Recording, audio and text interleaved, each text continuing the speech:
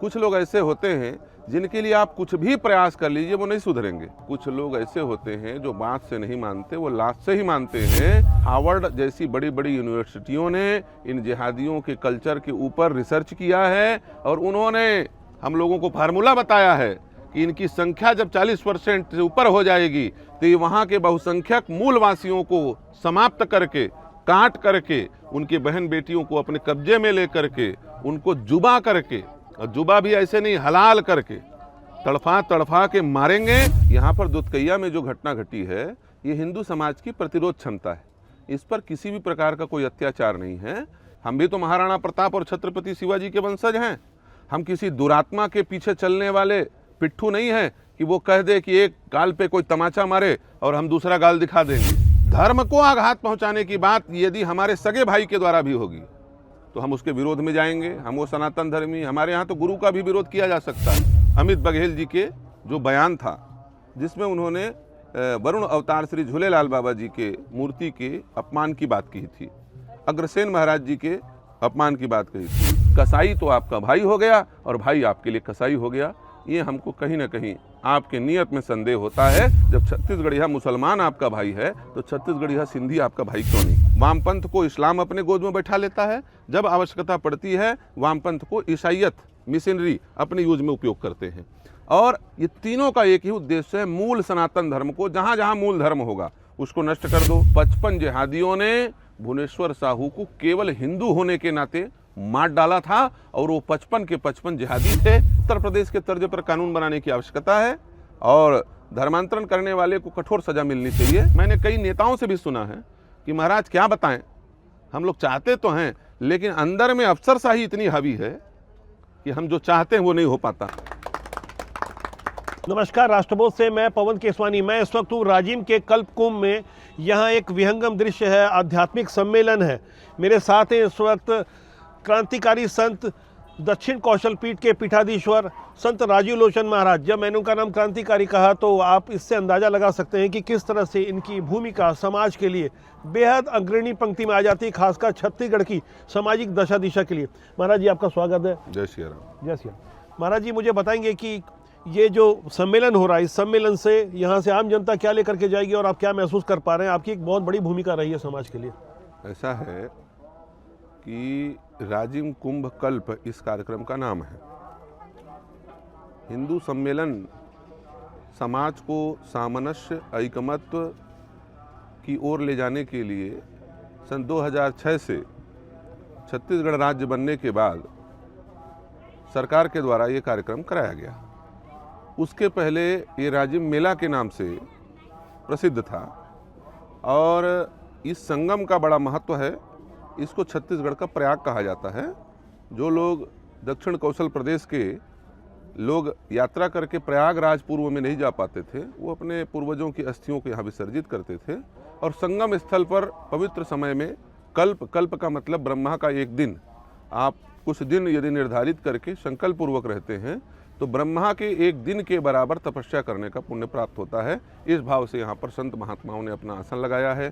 श्रद्धालुगण भी यहाँ पर रुके हुए हैं और कल्पवासी जैसे प्रयागराज में स्नान करते हैं वैसे यहाँ पर स्नान कर रहे हैं। जी, धर्म के प्रति जो लोगों की आस्था कमज़ोर होती गई, ऐसा देखा गया कि खासकर सनातन समाज इसका शिकार हुआ। हमने राजिम जिस जगह हम हैं यहाँ से करीब 10 किलोमीटर दूर एक दुधकैया नामक एक गाँव है, वहाँ पर हमने एक ग्राउंड जीरो पर कुछ कवरेज की और बड़ी चौंकाने वाली बातें सामने आई कि वहाँ जो सनातन समाज के लोग हैं कुछ जिहादियों के द्वारा परेशान किए जाते रहे, लैंड जिहाद की घटनाएं होती रही।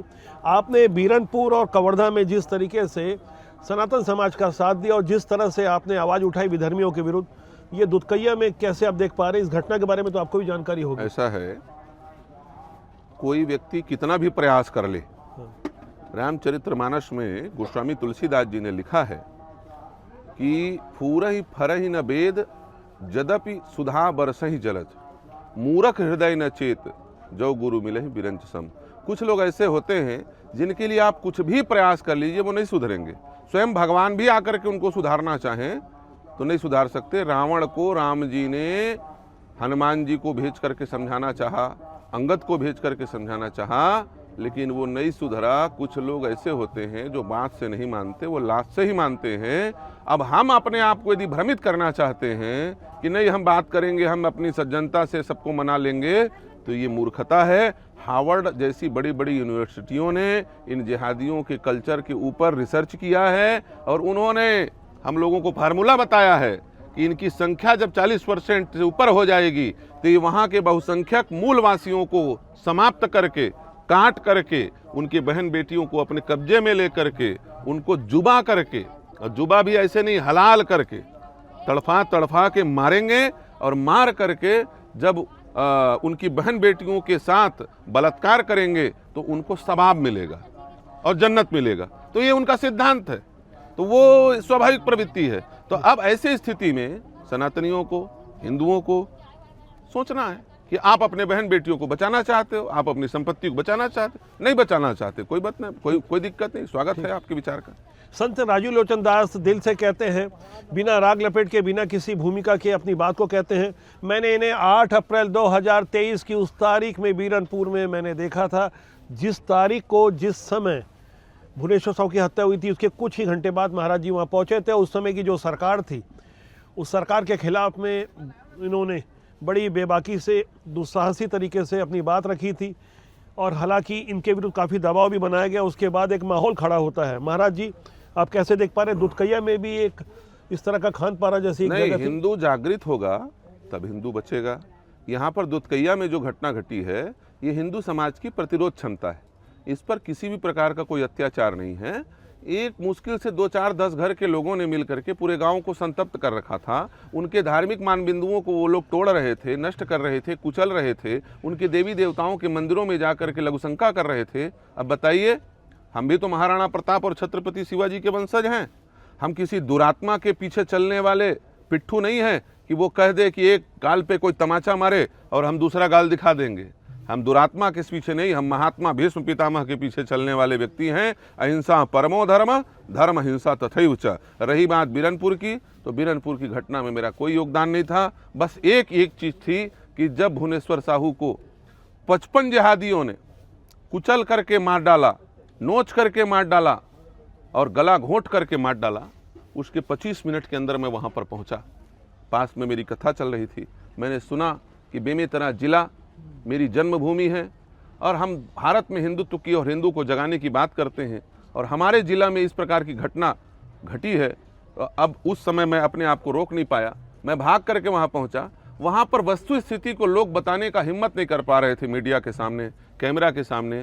वो बोल रहे थे कि एक दंगा हुआ है, ये दंगा में क्या हुआ है, कोई कुछ बता नहीं रहा था। वास्तविकता वहाँ पर ये थी कि 55 जिहादियों ने भुवनेश्वर साहू को केवल हिंदू होने के नाते मार डाला था, और वो 55 के 55 जिहादी थे, एक ही धर्म के थे और वो मुसलमान थे। और वो बात जब हिंदू जनता को पता चली तो भारत का और छत्तीसगढ़ का जागृत हिंदू समाज अपने भाई का, अपने बच्चे का, अपने परिवार का जो हत्या हुई उसका प्रतिशोध लेने के लिए रोड पर आए और छत्तीसगढ़ में ऐतिहासिक बंद हुआ। हमारा काम केवल यह है, संत का काम है कि समाज को उसके साथ घटने वाली अच्छी और बुरी घटनाओं की जानकारी देना। वो काम हम कर रहे हैं और करते रहेंगे। तो महाराज जी ने बताया कि दुरात्मा के रास्ते पे नहीं चलना है, कोई एक गाल पे मारे तो दूसरा गाल आगे नहीं बढ़ाना है। किन के तरफ इन्होंने बात कही ये आप भी अच्छी तरह से समझते हैं। उस विचारधारा से कहीं आगे हमने भी ग्राउंड जीरो पर जाकर, बीरनपुर में जाके हमने जब वो कवरेज की और हमने देखा कि किस तरह से संतों का एक बड़ा योगदान था, एक माहौल खड़ा होता है वहाँ से। और दूसरा, आप अक्सर खुलकर कहते हैं, और छत्तीसगढ़ में अब आप जब धर्म की बात कर रहे हैं, संतों के और महात्माओं के, देवी देवताओं के अपमान की जब बात आ रही है, तो यहाँ भी कुछ घटनाएं पिछले दिनों हुई। जिस तरह से कुछ लोगों ने अग्रवाल समाज के आराध्य महाराज अग्रसेन और सिंधी समाज के भगवान झूलेलाल के बारे में कुछ अपशब्द कर, तब भी आपने खुल के कहा था ऐसे लोगों के बारे में। अब चूँकि इस बात को कुछ समय बीत चुका है, आज आप कैसे देख पा रहे हैं, क्या ये रोकथाम लगेगी कि आगे ऐसे ही चलता रहेगा? देखिए, छत्तीसगढ़ियों का प्रतिभा का सम्मान होना चाहिए। छत्तीसगढ़ का मैं भी हूँ, मैं भी छत्तीसगढ़ में जन्म लिया हूँ। मेरे पूर्वज छत्तीसगढ़ में सैकड़ों वर्ष से रह रहे हैं। मैं किसान घर का बच्चा हूँ, साधु बना हूँ, और पवन दीवान जी मेरे आदर्श रहे। मैं उनके साथ घूमा फिरा हूँ और उनके साथ रह करके मैं बोलना सीखा हूँ। लेकिन यह बात आप किसके विषय में बोल रहे हैं सब लोग समझ गए। अमित बघेल जी के जो बयान था जिसमें उन्होंने वरुण अवतार श्री झूलेलाल बाबा जी के मूर्ति के अपमान की बात की थी, अग्रसेन महाराज जी के अपमान की बात कही थी। छत्तीसगढ़ के हित के बारे में अमित बघेल बात करें, हम उनके साथ हैं, लेकिन धर्म को आघात पहुंचाने की बात यदि हमारे सगे भाई के द्वारा भी होगी तो हम उसके विरोध में जाएंगे। हम वो सनातन धर्मी, हमारे यहाँ तो गुरु का भी विरोध किया जा सकता है, माता पिता का भी विरोध किया जा सकता है। जब मीराबाई के पति ने, राणा ने उनको भगवान की भक्ति से रोका तो मीराबाई ने तुलसीदास को चिट्ठी लिखी, तो उस समय तुलसीदास ने कहा कि चिंता मत करो, ऐसे पति का परित्याग कर देना चाहिए। जाके प्रिय न राम वैदेही तजिय ताहि कोटि बैरी सम जद्दति परम स्नेही पिता तजो प्रहलाद विभीषण बंधु भरत महतारी बलि गुरु तजो कंत ब्रज बनिता भय मुद मंगलकारी। बलि ने अपने गुरु को त्याग दिया। तो भाई मैं कहता हूँ, मैं अभी भी पूछना चाहता हूँ, अच्छी बात है छत्तीसगढ़ में क्रांति होनी चाहिए, वो सनातन धर्मियों की दृष्टि से होनी चाहिए। अमित बघेल जी के कुछ बयान हैं, उनसे मैं आपकी मीडिया के माध्यम से भी प्रश्न पूछना चाहता हूं। हालांकि इस विषय में बहुत दिन हो गए, बोलना नहीं चाहिए था, लेकिन बात निकल गई है तो भाई हम संत हैं, हम दबा के नहीं रखते किसी बात को। पहला प्रश्न, उनका एक बयान है जिसमें वो कह रहे हैं हमार छत्तीसगढ़िया मुसलमान भाई मल्ला, मुसलमान आपका भाई हो गया। जो सिंधी हिंदू पाकिस्तान के सिंध प्रांत में यह सोच के रह रहा था कि भारत स्वतंत्र हो गया है, हम ठसके से अपनी मातृभूमि में रहेंगे, हम अपने धर्म का पालन करेंगे, वो रातों रात काट दिए गए, ट्रेन में भर करके यहाँ भेजा गया, और केवल विधर्मी राजनेताओं के द्वारा, भारत के विभाजन के कारण। उनका क्या अपराध था? वो चाहते तो धर्म परिवर्तन कर लेते, लेकिन उन्होंने अपना धर्म परिवर्तन नहीं किया। उनकी बहन बेटियों के 12 साल की बच्चियों को भारत नहीं भेजा गया, उनके साथ बलात्कार किया गया, उन्हें मंडियों पर बेचा गया, उनके माता पिता को काटा गया, उन पुरुषों को काट काट करके पेड़ों पर लटकाया गया, ट्रेन में भर करके भेजा गया, भूखे नंगे होकर के यहाँ पर आए। क्यों? धर्म के कारण आए। यदि वो चाहते तो मुसलमान बन जाते, इस्लाम स्वीकार कर लेते और पाकिस्तान में ठसके से आज रहते। वो आपका भाई नहीं है। जो हिंदू धर्म के लिए अपना शीश कटा दिया हो वो आपका भाई नहीं है। और जिन्होंने एक विशेष धर्म के आड़ पर हमारे लाखों भाइयों को मार दिया, जो अकबर बाबर तेहरान से आते हैं, अजब ईरान से आते हैं, वो आपका भाई हो गया। जब छत्तीसगढ़िया मुसलमान आपका भाई है तो छत्तीसगढ़िया सिंधी आपका भाई क्यों नहीं? पहला प्रश्न। दूसरा प्रश्न, श्यामा प्रसाद मुखर्जी ने कौन से राष्ट्र विरोधी गतिविधि की थी? एक देश, एक संविधान, एक विधान, एक ध्वजा, ये भावना लेकर के वो निकले, कश्मीर में उनकी हत्या कर दी गई। उन्होंने कौन से राष्ट्र विरोधी गतिविधि की? पंडित दीनदयाल उपाध्याय जो घर त्याग करके एक सामान्य केवल एक धोती लेकर के चलते थे, पूरे देश के हिंदुओं को, सनातनियों को राष्ट्रवाद की विचारधारा से जोड़ने के लिए निकले, उनको संदेहजनक स्थिति पर मार दिया गया कि उनकी हत्या हुई। क्या हुआ मुझे पता नहीं। मुगल सराय में, जिसको आज के समय में कुछ और कहते हैं, पंडित दीनदयाल उपाध्याय के नाम से पड़ा हुआ। वो कौन से विरोधी हैं जो आप उनके मूर्ति के अपमान की बात करते हो? अग्रसेन महाराज जो भगवान श्री राम के वंशज हैं, जिन्होंने सबसे पहले स्टार्टअप इंडिया शुरू किया, उन्होंने 1 रुपया और 1 ईंट दे करके स्टार्टअप करने की प्रेरणा दी। 2 काम आज मोदी सरकार कर रहे हैं, वो कार्य हमारे अग्रसेन महाराज जी ने सैकड़ों वर्ष पहले किया है। क्या? कोई भी गरीब हो उसको 1 ईंट दो जिससे वो मकान बना सके, और 1 रुपया दो जिसको 1000 बना करके भारत का अंबानी और अडानी बन सके। जब तेल बेच करके अंबानी बन सकता है तो 1 रुपया लेकर के आदमी अरबपति भी बन सकता है। उसकी बुद्धि की क्षमता है, उसके लिए कोई आरक्षण देने की आवश्यकता नहीं है, उसके लिए कोई रिजर्वेशन देने की जरूरत नहीं है। तो मैं कहता हूं कि अग्रसेन जी आपके विरोधी क्यों हो गए? हमारे राम जी के वंशज, झूलेलाल भगवान जिनके नाम से हम यज्ञ करते हैं, और यज्ञों में इदम वरुणाय नमः स्वाहा, हम वरुण बोलते हैं, सिंधी लोग उसको झूलेलाल बोल देते हैं। जैसे हमारे तरफ स्नान बोलते हैं, राजस्थान में हनान बोलते हैं, हा बोल देते हैं। तो अंतर इतना है। तो हमारे झूलेलाल भगवान, हमारे श्री वरुण देव जी को आप बोलते हैं लघुशंका करेंगे? क्यों बोलते हो भाई? मेरा कहने का मतलब ये है कि कसाई तो आपका भाई हो गया और भाई आपके लिए कसाई हो गया। ये हमको कहीं ना कहीं आपके नियत में संदेह होता है। बाकी उद्देश्य बढ़िया है, छत्तीसगढ़ की बात करते हो उसके लिए हम साथ में हैं, लेकिन ये जो बीच का गैप है इसको आप दूर कीजिए, फिर हम सब साथ हैं। जब आपने बात रखी है तो जब छत्तीसगढ़ में धर्मांतरण बढ़ रहा है, जिसकी वजह से क्वांटिफाइबल डेटा आयोग की रिपोर्ट को छिपा के रखा गया है, जो सरकारी जो रिपोर्ट आई और जिस तरह से एक न्यायाधीश की ओर से जांच की गई, उसके बाद धर्मांतरण की जो संख्या बढ़ी, ऐसा लगता है कि कहीं ना कहीं उसी वजह से क्वांटिफाइबल डेटा आयोग की रिपोर्ट भी छिपा के रखी गई है। धर्मांतरण के अलावा लव जिहाद भी एक बड़ा विषय था, जिसके कारण भुवनेश्वर साहू की हत्या हुई, जैसे उसके पिताजी कह रहे हैं जो आज विधायक हैं ईश्वर साहू। आप इन दोनों घटनाओं को कैसे देख पा रहे हैं, और इसके लिए वो ताकतें आवाज़ क्यों नहीं उठा रही है जो हिंदू आराध्यों के विरुद्ध अपशब्द कहते हैं। आप कैसे देख पा रहे हैं? इन दोनों ही विषयों पे आपकी पहले भी एक वक्तव्य आए थे, तो आपका क्या कहना है इस बारे में आज?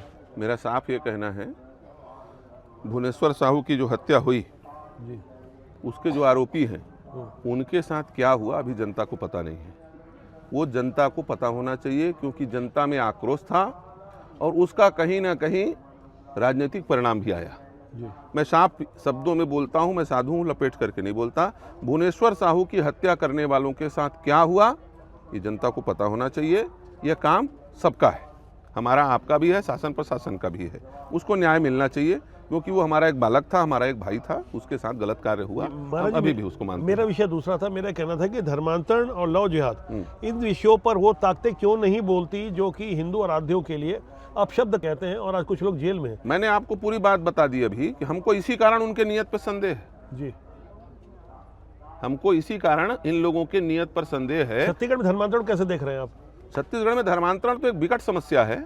इसके लिए तो उत्तर प्रदेश के तर्ज पर कानून बनाने की आवश्यकता है, और धर्मांतरण करने वाले को कठोर सजा मिलनी चाहिए, जो धर्मांतरण कराते हैं धन और धान के लाभ प्रलोभन दे करके। और मान लीजिए हमारे आदिवासी भाई बंधुओं को, वनवासी भाई बंधुओं को, जिनको ट्रेवल ST SC का रिजर्वेशन प्राप्त है, उनको यदि धर्मांतरण कराया जाता है तो उनकी वो रिजर्वेशन की सुविधा तत्काल निरस्त होनी चाहिए।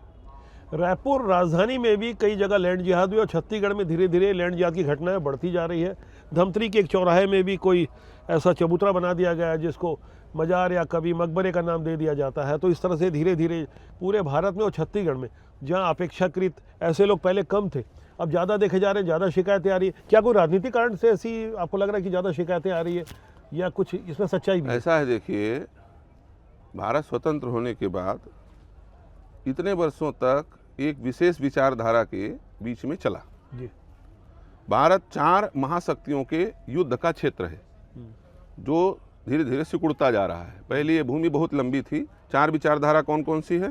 पहला इस्लाम, दूसरा ईसाइयत, तीसरा मूल विचारधारा सनातनी, और चौथा इस्लाम और ईसाइयत का नाजायज औलाद वामपंथ, जिसको हम कहेंगे क्या, वो दत्तक पुत्र है। जब आवश्यकता पड़ती है वामपंथ को इस्लाम अपने गोद में बैठा लेता है, जब आवश्यकता पड़ती है वामपंथ को ईसाइयत मिशनरी अपने यूज में उपयोग करते हैं। और ये तीनों का एक ही उद्देश्य है, मूल सनातन धर्म को, जहाँ जहाँ मूल धर्म होगा उसको नष्ट कर दो। जैसे यहूदी मूल धर्मी है, उनको नष्ट कर दो। जैसे हिंदू ये मूल धर्मी है, इनको नष्ट कर दो। इनको नष्ट करने के लिए छल बल सारे प्रकार की योजना लगा करके वो काम करते हैं। तो वो योजनाएं इतने दिनों से चल रही हैं, उनके लोग हमारे इकोसिस्टम में बैठे हुए हैं।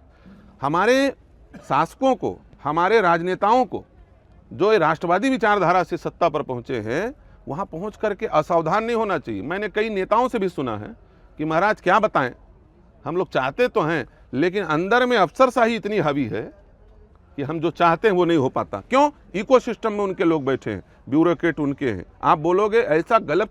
अभी देखिए भारत में क्या स्थिति बनी हुई है, संसद भवन नहीं चल पा रहा है, जो चीज हुआ ही नहीं, जो पुस्तकें ही नहीं छपा।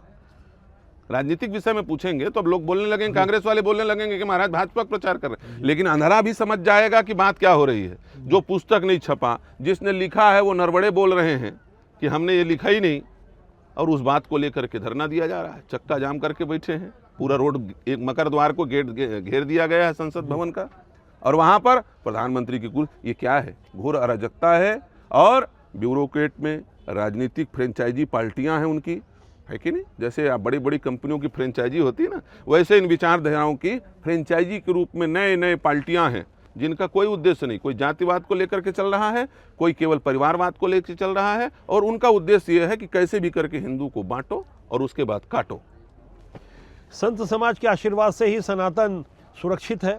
खासकर छत्तीसगढ़ में संत राजीव लोचन महाराज जी की जो भूमिका रही, विधानसभा चुनाव के कुछ समय पहले संत समाज ने पदयात्रा निकाली थी 4 अलग अलग दिशाओं में, हजारों किलोमीटर की वो यात्रा धर्मांतरण, लव जिहाद, लैंड जिहाद जैसे ऐसे विषय जो आमतौर पर राजनीतिक दल अपने मतलब के हिसाब से उस बातों को प्रस्तुत करते हैं, उसका विरोध करने वाले भी इसका विरोध करते हैं। लेकिन संत राजीव लोचन दास महाराज जी की अगुवाई में जो यात्रा निकली, वो एक माहौल बना, उसके बाद सत्ता परिवर्तन हुआ। ये चर्चा का दौर था, जिस तरह से महाराज जी ने अपनी बातों को रखा, आपने दिल से महसूस किया होगा कि किस तरह से संत समाज सनातन की रक्षा के लिए हमेशा अग्रसर रहा है। आपका बहुत बहुत धन्यवाद। और मैं सभी से चाहूँगा कि राष्ट्रबोध को प्यार दें, सब्सक्राइब करें। पीछे जो दर्शक बैठे, मैं चाहूँगा कैमरा सहयोगी मुकेश वर्मा जी, इनको भी दिखा दीजिए, जो ताली बजाकर राष्ट्रबोध की इस पहल का स्वागत कर रहे हैं। राष्ट्रबोध के साथ लगातार बने रहिए। ये जनमंच है जिसका सूत्र वाक्य है राष्ट्रहित सर्वोपरि। नमस्कार। जय सिया राम। जय श्री राम, जय श्री राम, जय श्री राम, जय श्री राम।